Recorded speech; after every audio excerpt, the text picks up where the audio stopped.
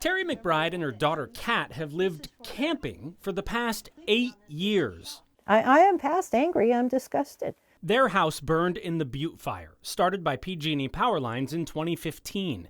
Today, Terry only has 60% of her PG&E settlement money, even though PG&E has been out of bankruptcy for 3 years. While she and 70,000 other fire survivors come up short, PG&E is plugging itself to investors.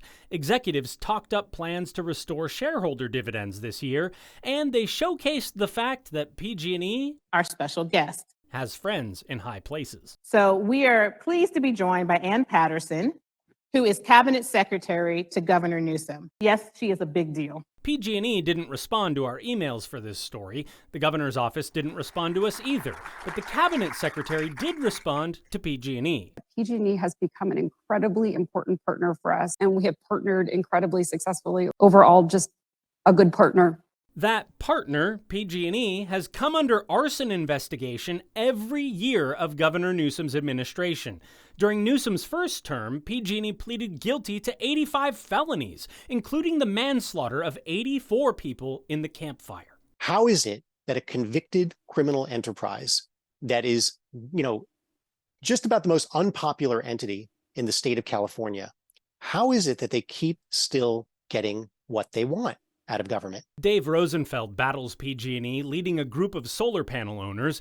It's an uphill battle, he says, thanks to the millions that PG&E spends on politics. By getting together in these kinds of intimate settings, the signaling that's going on is we're on the same side.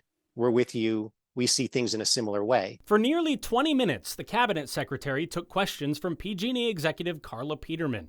Peterman was a state utilities regulator back when PG&E started the fires that drove it to bankruptcy. PG&E got out of that bankruptcy with help from a new state law, which our investigation revealed was written by PG&E's longtime law firm working under contract with Governor Newsom's office. The law, known as AB 1054, provided billions of dollars of state insurance to cover future fires started by power lines. What are your thoughts on AB 1054 now 3 years after its adoption? It's working. Yay. It's actually kind of cool. It's up, it's running. It's absolutely, completely, and utterly disgusting. And you're not going to see any change from a governor and his cabinet that allowed all this to happen in the first place. It's not going to happen. They have to admit they're wrong, and they will not. Terry McBride went to the Capitol in 2019 to speak for AB 1054, only to find that the law left her out. She listened for it, but Cabinet Secretary Patterson never mentioned the plight of the 70,000 fire survivors still waiting on their PG&E money. Not only does he need to apologize, he needs to say, all right, we need to get this fixed. We've asked multiple times this year whether the governor plans to do anything to help make PG&E fire survivors whole. It's a question he still hasn't answered.